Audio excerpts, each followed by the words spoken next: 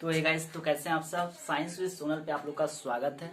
ठीक है, तो आज कल मैंने आपको एक वीडियो दिया था, उसमें मैंने बताया था कि साइंस का सिलेबस के बारे में, साइंस में एक्चुअली फिजिक्स के बारे में मैंने पढ़ाया था।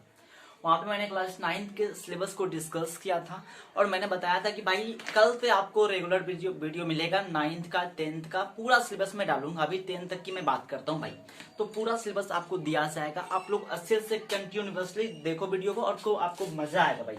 आज हम लोग स्टार्ट करने वाले हैं पूरे सिलेबस को, 9th के सिलेबस को, और 9th में क्या क्या पढ़ना है, कैसे कैसे पढ़ना है, और आपको मजा आएगा भाई।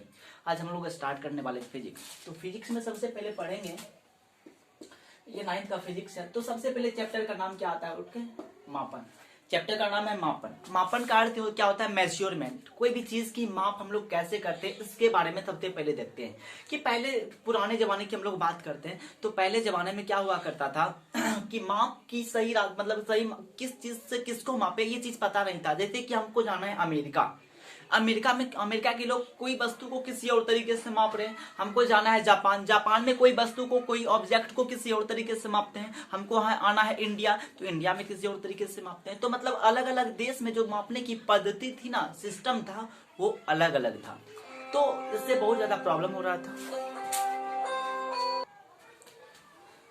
तो अलग अलग देश में जो सिस्टम था वो अलग अलग था, जिसके कारण बहुत सारे लोगों को परेशानियां उठानी पड़ रही थी।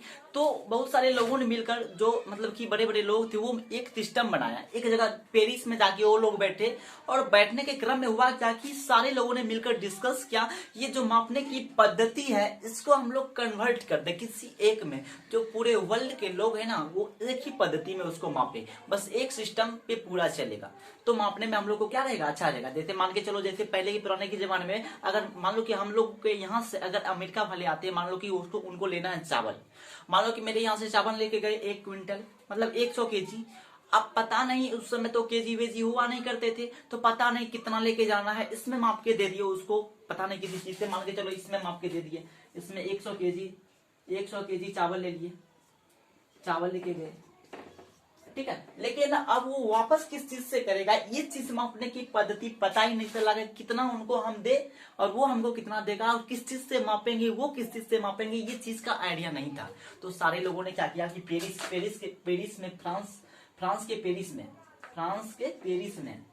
1971 ईस्वी में सभा का गठन हुआ, और वहां पे एक निश्चित सिस्टम बनाया गया, जो कि आगे मैं आपको बताऊंगा। लेकिन अभी हम लोग स्टार्ट करते हैं कि हम लोग साइंस के बारे में जानते हैं। मापन का एक ही बात है कि मापन का अर्थ होता है कि कोई भी चीज को मेजरमेंट करना, मापना, ठीक है, सिस्टम मापने की। जैसे मान लो कि हमारी हाइट, सर की हाइट को मापना है, तो सर की हाइट को कैसे मापेंगे, अपनी हाइट को किसमें, लंबाई मीटर में नापेंगे ना।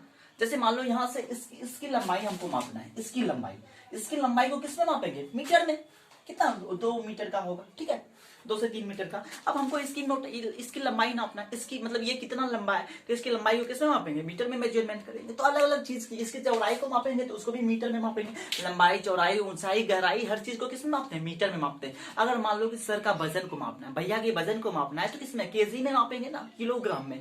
अगर आपके स्टूडेंट के वजन को मापेंगे, उसको भी क्या, केजी में मापेंगे। तो अलग अलग जो वस्तुओं का वजन की मापने की पद्धति होती है ना, वो अलग अलग होती है, ठीक है, समझ में आ गया ना। वही चीज किस चीज को किसमें मापेंगे, कैसे मापेंगे, वो इसी को इस चैप्टर में पढ़ना है, ठीक है, समझ में आ रहा है ना। 1 मिनट रुक जाइए।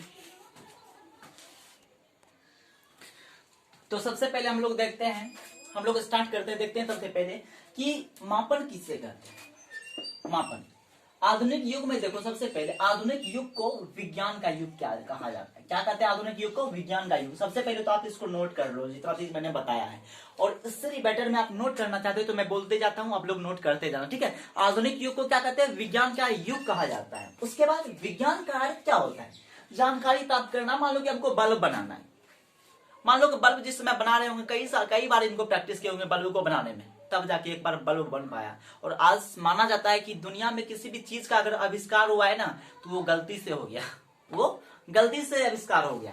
उनको पता नहीं था कि हमको इस चीज से इस चीज में रिएक्शन करवाएंगे, मिलाएंगे तो ये चीज बन जाएगा, उनको पता नहीं था।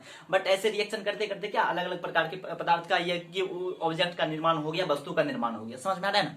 तो ये हम लोग साइंस में क्या पढ़ते हैं, किसी चीज का निर्माण कैसे कर सकते हैं, बल्ब को कैसे जलाएंगे, किसी वायर से करंट को कैसे प्रोवाइड करेंगे, प्रकाश क्या है, ये सब चीज के बारे में स्टडी करना पड़ता है भाई फिजिक्स में। इसलिए फिजिक्स को माना जाता है, फिजिक्स सारे सब्जेक्ट का पिता है और इसकी वाइफ जो है मैथमेटिक्स है। तो इसका जो ये जो है ना सारे सब्जेक्ट के साथ रिएक्शन में, चेन रूल में है, ठीक है। सारे सब्जेक्ट का संबंध किससे, फिजिक्स से है। अगर फिजिक्स नहीं रहता तो कॉन्सेप्ट मैथमेटिक्स का नहीं बनता, ठीक है। आप कोई भी चीज पढ़ लो, हर चीज में फिजिक्स यूज आता है। तो भाई देखो लाइट कट गया है, लेकिन देखते हैं, फिर भी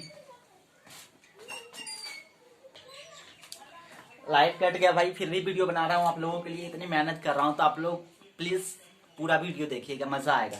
तो ठीक है, तो सबसे पहले हम जान रहे थे कि साइंस का विज्ञान का अर्थ होता है जानकारी को प्राप्त करना, जानकारी इकट्ठा करना, ठीक है। अब देखते हैं एक्चुअली में हम विज्ञान की परिभाषा को जानते हैं कि मानव के द्वारा सावधानी पूर्वक एवं क्रमबद्ध तरीके से, लगातार तरीके से कोई भी वर्क को करते हैं, वो उसमें हम सफल हो या सफल नहीं हो, हम उसमें फेल ही हो गए, अगर किसी चीज पे एक्सपेरिमेंट कर रहे हैं तो वही क्या कहलाता है, विज्ञान कहलाता है। विज्ञान का अर्थ ही होता है कि हम किसी भी चीज पे एक्सपेरिमेंट करना, या तो उसमें सफल होंगे नहीं तो फेल्योर हो जाएंगे, इसमें कोई दिक्कत की बात है भी नहीं। तो होता है मानव के द्वारा सावधानी पूर्वक एवं क्रमबद्ध तरीके से किए गए प्रयोगों एवं परीक्षणों द्वारा प्राप्त ज्ञान को क्या कहते हैं, विज्ञान कहते हैं। मानव के द्वारा सावधानी पूर्वक एवं क्रमबद्ध तरीके से किए गए प्रयोगों एवं प्रेक्षणों द्वारा प्राप्त ज्ञान को क्या कहते हैं, विज्ञान कहते हैं। बस ऐसे और नॉर्मली देखना, आप लोग नोट्स बनाते जाना, ठीक है। अब देखो साइंस को हमने दो भागों में, दो पार्ट्स में बांट दिया, एक होता है फिजिकल साइंस, एक होता है बायोलॉजिकल साइंस। फिजिकल साइंस में हम लोग क्या पढ़ते हैं, फिजिक्स में हम लोग सिर्फ ओनली हम लोग जो निर्जीव, जैसे कि कोई निर्जीव ऑब्जेक्ट के बारे में, जो चीज मतलब जिसमें जान नहीं हो उसके बारे में हम लोग क्या करते हैं, स्टडी करते हैं, अध्ययन करते हैं, जिसमें जान नहीं होता है। और बायोलॉजी में हम लोग पेड़ पौधे के बारे में पढ़ते हैं, एनिमल्स के बारे में पढ़ते हैं, ह्यूमन बॉडी के बारे में पढ़ते हैं। तो ये सब क्या है, जीवित प्राणी है। तो जिसमें जान होता है उस सब का स्टडी हम लोग किसमें करते हैं, बायोलॉजी में करते हैं। जिसमें जान नहीं हो, जो निर्जीव है, उसका स्टडी हम लोग फिजिक्स में करते हैं, फिजिकल साइंस में करते हैं। देख लीजिए, जिसमें निर्जीव वस्तुओं के बारे में अध्ययन करते हैं उसे क्या कहते हैं, फिजिकल साइंस। जिसमें निर्जीव वस्तुओं के बारे में अध्ययन करते हैं उसे क्या कहते हैं, फिजिकल साइंस कहते हैं। और जिसमें सजीव वस्तुओं के बारे में अध्ययन करते हैं उसे क्या कहते हैं, बायोलॉजिकल साइंस कहते हैं। इतनी बातें क्लियर हुई भाई? इतनी बातें अगर क्लियर हुई तो आप लोग कमेंट करके बताना भाई इतनी बातें सर क्लियर हो रही है और मजा आ रहा है हम लोग को। अगर कहीं पे मजा नहीं आ रहा है पढ़ने में तो कमेंट करना कि सर यहाँ पे ऐसे कीजिए, यहाँ पे ऐसे कीजिए, मैं इसमें सुधार करूंगा, ठीक है। तो हम आगे बढ़े भाई, अब आगे बढ़ते हैं। आप लोग इसका नोट या तो स्क्रीनशॉट ले लो या तो रोक के वीडियो को इसको पूरा नोट्स कर लो भाई। आप लोग आगे बढ़ते हैं, गिर भी नहीं रहा है ठंडी में, चलो आगे बढ़ते हैं। अब हम लोग स्टडी करते हैं भौतिक राशि क्या होता है। अब यहां से अब मजा आएगा फिजिक्स में। फिजिक्स जो स्टार्ट होता है यहीं से स्टार्ट होता है कि भाई भौतिक राशि क्या होती है, राशि का मतलब क्या होता है, फिजिकल क्वांटिटी। चलो देखो भौतिक राशि, ठंडी के कारण नहीं मिल पा रहा है, देखो लिखते जाना भाई आप लोग। भौतिक राशि, भौतिक राशि इसको इंग्लिश में बोलते हैं फिजिकल क्वांटिटी। इंग्लिश में क्या बोलते हैं, फिजिकल क्वांटिटी।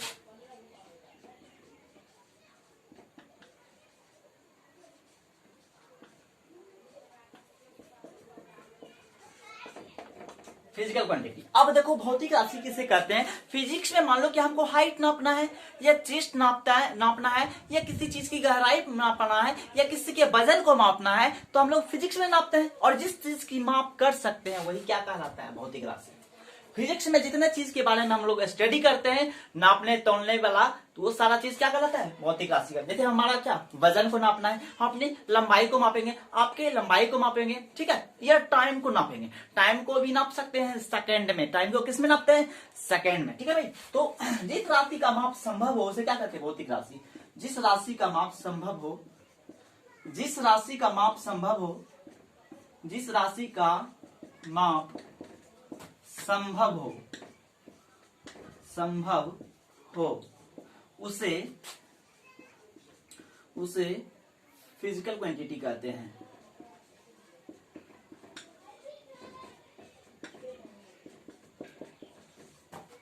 उसे फिजिकल क्वांटिटी कहते हैं। समझ में आ गया भाई? आप लोग नोट करते जाना अच्छे से, ठीक है। मेरा राइटिंग ठीक नहीं है, मैं समझाने की कोशिश करता हूं। आप मान लो कोई चीज को मापना है, अब ध्यान से सुनना भाई, कॉन्सेप्ट फिजिक्स में। अगर आप फिजिक्स के कॉन्सेप्ट को नहीं समझते फिर आपको कोई फील ही नहीं आएगा। जैसे मान लो कि मेरी हाइट को नापना है, मेरी हाइट है मान लीजिए कि मेरा मान लो कि मेरा द्रव्यमान को नापना है, मैं अपनी द्रव्यमान को मापता हूं, मेरा द्रव्यमान है 50 केजी, ठीक है। एक्चुअल में मेरा द्रव्यमान इतना ही है, मान लो 50 केजी।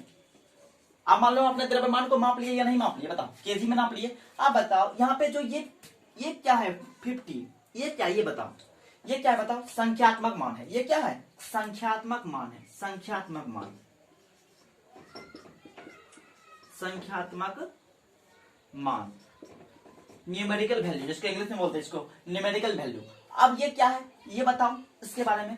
ये जो है भाई आपका, ये है आपका मात्रक, यही चीज के बारे में स्टडी करना है। ये क्या है, मात्रक, इंग्लिश में बोलते हैं यूनिट, इसको इंग्लिश में क्या बोलते हैं, यूनिट। अब देखो भौतिक राशि से कहेंगे कि नहीं कहेंगे, अगर जिस राशि का माप संभव हो उसे फिजिकल क्वांटिटी कहते हैं, उसे भौतिक राशि कहते हैं। और भौतिक राशि को माप लिए किसने, तो द्रव्यमान में माप लिए, और ये द्रव्यमान को इंग्लिश में केजी बोलते हैं, ठीक है, केजी, किलोग्राम, किलोग्राम को केजी में माप दिया, तो ये मेरा क्या यूनिट हो गया, ये क्या मात्रक है मेरा, और ये मेरा संख्यात्मक मान है। ये 50 मेरा वजन है, केजी मेरा मात्रक है 50 केजी। समझ में आया तो लाइक करो, नहीं आया समझ में तो डिसलाइक करो, ठीक है भाई। तो समझ में आया होगा कहीं ना कहीं। अब और अगला एग्जांपल देखिए, ये लंबाई है, कोई आदमी की लंबाई कितना है, 10 मीटर लंबाई है। अब देखो ये एल क्या है, लेंथ है, लेंथ है, ये 10 क्या हो गया, संख्या, 10 क्या हो गया भाई, संख्या, और ये लेंथ क्या हो गया, मात्रक, लेंथ क्या हो गया, मात्रक, जिसको हिंदी इंग्लिश में यूनिट बोलते हैं, यूनिट बोलते हैं। आप बताओ ये मेरा भौतिक राशि है या नहीं है ना, ये भौतिक राशि है, ये भी क्या है, भौतिक राशि है, इसका माप संभव है। मान लो कि किसी वस्तु पे हम बल लगाते हैं, एग्जाम्पल समझो भाई, एग्जाम्पल तो आपको बहुत दूंगा, एग्जाम्पल समझो। अगला एग्जाम्पल देखो, अगर मान लो कि ये मेरा वस्तु है, इस वस्तु पे मैं बल लगा रहा हूँ, इस वस्तु पे क्या कर रहा हूँ, बल लगा रहा हूँ। मान लो कि 15 न्यूटन का बल लगा रहा हूँ, इस वस्तु पे कितना न्यूटन का बल लगाता हूँ, 15 न्यूटन का। अगर मान लो ये वस्तु है, इस पे मैं 2 न्यूटन का बल लगाता हूँ, 2 न्यूटन का बल लगाता हूँ, ये वस्तु घसक रहा है कि नहीं, ये अपने स्थान में चेंज कर रहा है कि नहीं, इस पे बल लगाता हूँ, चेंज होता है। तो मान लो इस पे कितना, 2 न्यूटन का बल लगाए, कितना न्यूटन का, 2 न्यूटन का, 2 न्यूटन का बल लगाए, कितना न्यूटन का, 2 न्यूटन का। न्यूटन, न्यूटन क्या, बल का आशय मात्रक, बल लगाते हैं तो बल का आशय मात्रक क्या, न्यूटन, बल का आशय मात्रक न्यूटन। तो 2 क्या है मेरा, संख्या है, 2 क्या है मेरा, संख्या है, 2 मेरा संख्या है, और यानी क्या है यहाँ पे, मात्रक, यूनिट। समझ में आया तो लाइक ठोको, नहीं समझ में आया तो डिसलाइक ठोको भाई, ठीक है। तो आप बताओ ये सारा एग्जाम्पल क्या हो जाएगा, भौतिक राशि का होगा या नहीं, ये चीज बताओ, हो जाएगा। चलो आगे, अब एग्जाम्पल मैं यहाँ पे लिख देता हूँ, आप लोग साथ में एग्जाम्पल नोट करते जाना, ठीक है। एग्जाम्पल EXAMPL, एग्जाम्पल लिखो, ये तो चल भी नहीं रहा, चलो भाई चलते हैं आगे। जैसे द्रव्यमान, एग्जाम्पल लिख लो, द्रव्यमान, द्रव्यमान, उसके बाद लंबाई, लंबाई, समय, समय, बल, त्वरण, वेग, हो जाएगा ये सब। एक बार भाई रुक जाओ, चलो सब ठीक है। ये सब किसका है, ये सब इसी का क्या है, इसी का भाई एग्जाम्पल है, समझ लो, बहुत सारा एग्जाम्पल, वेग पढ़ना है, त्वरण पढ़ना है, बल पढ़ना है, चाल, वेग, त्वरण, राशि, त्वरण, ये सब चीज के बारे में। और क्या, लंबाई, द्रव्यमान, समय, कार्य, ऊर्जा, शक्ति, सब चीज क्या है, इसका एग्जाम्पल है, बहुत सारा एग्जाम्पल, आगे और आपको बताऊंगा, ठीक है। ये चीज समझ में आया तो कमेंट करो भाई, इसको मैं समझ में आ रहा है, आगे बढ़े। अब देखो क्या होता है इसमें, ध्यान से देखना भाई, इतना बातें क्लियर हो गई। आप भौतिक राशि को 2 भाग में, ये लिखते जाना फटाफट फटाफट, लिख लिया भाई, चलो आगे। ये मिक्स नहीं रहा, ठंडी होने के कारण ना बहुत प्रॉब्लम होता है मीठा में, सॉरी भाई। आगे चलो, आप देखो इसको 2 भाग में डिवाइड कर दिया, भौतिक राशि को कितने भाग में बांटा गया है, 2 भागों में बांटा गया, भौतिक राशि को कितने भाग में, 2 भाग में। अब देखो, एक होता है मूल राशि, एक क्या होता है, मूल राशि, एक होता है मूल राशि, दूसरा होता है आधारी राशि। मूल राशि, मूल राशि का ही दूसरा नाम है आधारी राशि, दूसरा नाम क्या है, आधारी राशि। मूल राशि का दूसरा नाम क्या है, आधारी राशि। इसको फंडामेंटल यूनिट इंग्लिश में कहते हैं, ठीक है, फंडामेंटल यूनिट। अब दूसरा होता है व्युत्पन्न राशि, व्युत्पन्न, व्युत्पन्न राशि, इसका क्या नाम, व्युत्पन्न राशि, आधा 9 है भाई। इसको आप लोग नोट करते जाना, पहला ये, दूसरा ये। अब ध्यान से समझो, मूल राशि क्या किसे कहते हैं, या उसी का दूसरा नाम है आधारी राशि, इससे क्या इसको क्या कहते हैं, और व्युत्पन्न राशि क्या है, ये दोनों के बारे में ध्यान से समझो। सबसे पहले ये राशि जो होता है स्वतंत्र होता है। फंडामेंटल यूनिट की संख्या टोटल 7 है, ये चीज मैं अभी लिख के बताऊंगा आपको। ये जो राशि होता है ये स्वतंत्र होता है, किसी पे डिपेंडेंट नहीं होता है। और ये जो व्युत्पन्न राशि है, जो किसी से उत्पन्न हुआ हो उसे ही क्या कहते हैं, व्युत्पन्न कहते हैं। समझ में आया कि नहीं? ये उत्पन्न होता है किससे? तो ये आधारी से उत्पन्न होता है। किससे उत्पन्न होता है? आधारी से ये उत्पन्न होता है। ये किससे उत्पन्न होता है? आधारी से उत्पन्न होता है। कैसे उत्पन्न, अभी आपको उत्पन्न करके दिखाऊंगा। ठीक है भाई, चलो आगे। वैसा राशि जो स्वतंत्र माना जाता है, इसका डेफिनेशन भी लिख लो। वैसा राशि जो स्वतंत्र होता है, वैसा राशि जो स्वतंत्र होता है उसे मूल राशि कहते हैं। मूल राशि या आधारी राशि कहते हैं। फंडामेंटल यूनिट मूल राशि कहते हैं। मूल राशि कहते हैं। समझ में आ रहा है भाई? ठीक है, जैसे एग्जांपल देखो, इसकी टोटल संख्या 7 होता है। ये चीज समझ लो, बात खत्म है। इसकी टोटल संख्या कितना? 7। सातों को समझ लेंगे तो एग्जांपल हो गया उसी का। इसका टोटल संख्या कितना? 7, लेकिन 2 और जोड़ा गया, उसको आगे हम पढ़ेंगे। ठीक है, आगे बताएंगे। इसकी टोटल संख्या कितना? 7। इसकी संख्या टोटल कितना? 7। अब ये सातों के बारे में स्टडी करेंगे। ठीक है, और इसको मैं अब आगे बताऊंगा। ये सातों को बताने के बाद अब आऊंगा इस पे। ये पूरा पार्ट को क्या करते हैं? मिटाते हैं। इतना आप नोट कर लो। इसकी टोटल संख्या 7 है। इसकी लिख लो, इसको भी आप। इसकी कुल संख्या 7 होती है। इसको 1971 में ही जोड़ा गया था, जो वहां पे सभा बनाया गया था, वहीं पे इसको लागू किया गया पूरे देश में। ठीक है, आगे चलो। इतना लिख लिया भाई, आओ आगे चलो। इसको मिटाते हैं, इसको बाद में अभी क्लियर करेंगे। पहले यूनिट के बारे में समझते हैं। अब देखो, मूल राशि की संख्या कितना बताए थे? मूल राशि की संख्या आपको बताई थे 7। मूल राशि की टोटल संख्या कितना? 7 बताए थे। 1 मिनट रुक जा भाई। इसकी संख्या कितना बताए थे? मूल राशि की संख्या 7 बताए थे। अब इसकी संख्या जो 7 थी उसके बारे में समझो। ठीक है, इसको देखो। सबसे पहला आएगा आपका लंबाई। पहला क्या था? लंबाई। दूसरा द्रव्यमान, लिखते जाना साथ में भाई। द्रव्यमान, लंबाई, द्रव्यमान। तीसरा समय। चौथा ताप या तापमान।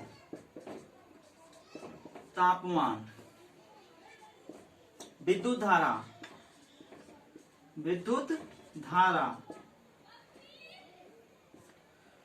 छठा